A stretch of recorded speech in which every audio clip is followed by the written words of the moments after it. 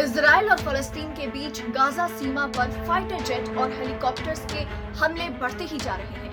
एक तरफ जहां फलस्तीनी इलाके से हमास के चरमपंथी ताबड़तोड़ रॉकेट हमले कर रहे हैं इजराइल पर, लेकिन इजराइल को उसके एयर डिफेंस सिस्टम आयरन डोम की वजह से कुछ खास नुकसान नहीं पहुंच रहा है। लेकिन इजराइल की तरफ से जो हमले किए जा रहे हैं फलस्तीन पर, उसकी वजह से गाजा पट्टी पर तबाही देखने को मिल रही है। कई इमारतों को ध्वस्त कर दिया गया है। 100 से ज्यादा लोगों की मौत की खबर है, जिसमें 17 बच्चे भी शामिल हैं। नमस्कार, मैं हूं वर्तिका और मैं आपको बताने जा रही हूं कि इजराइल और फलस्तीन के बीच इस ताजा झगड़े की जड़ क्या है और इस हिंसा की वजह क्या रही।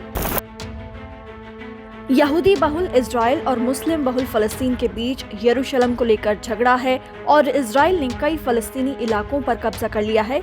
ये आपने कई बार सुना होगा, लेकिन हाल ही में ऐसा क्या हुआ जिससे 2014 के बाद एक बार फिर आसमान और जमीन पर खौफ पसर गया है।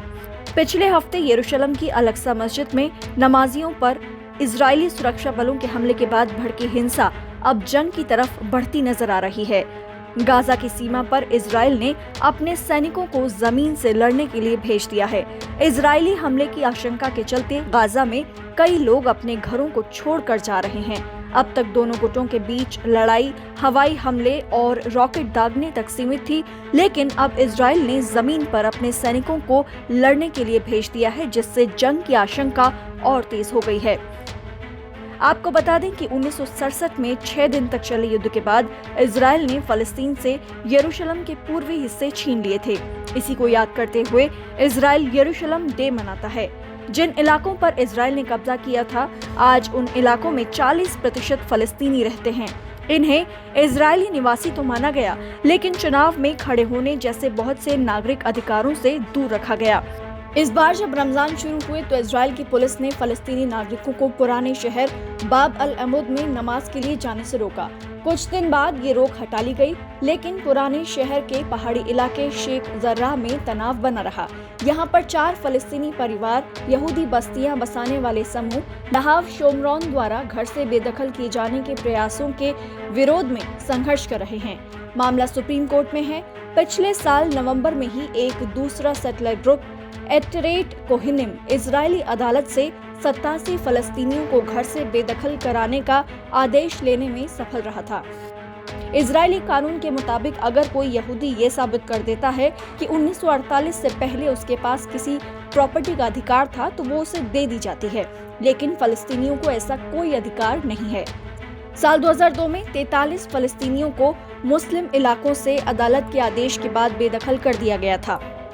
इसके बाद 2008 और 2017 में भी ऐसे ही मामले देखने को मिले। फलस्तीनी इसे इजराइल की बड़ी योजना की तरह देखते हैं, जिसमें इजराइल का आखिरी मकसद फलस्तीनी इलाकों पर अपना कब्जा जमाना है।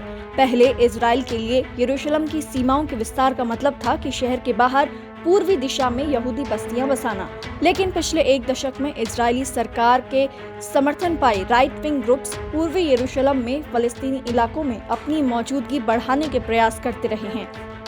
इसी का विरोध करने के लिए हजारों की संख्या में फलस्तीनी मुसलमानों की तीसरी सबसे पवित्र जगह अल-अक्सा मस्जिद में इकट्ठा हुए थे। लेकिन इस यरूशलेम डे पर इजरायली पुलिस ने यहूदियों की बड़ी रैली को फलस्तीनियों के इलाके से गुजरने की इजाजत दी। फलस्तीनी इलाके में इसका विरोध हुआ।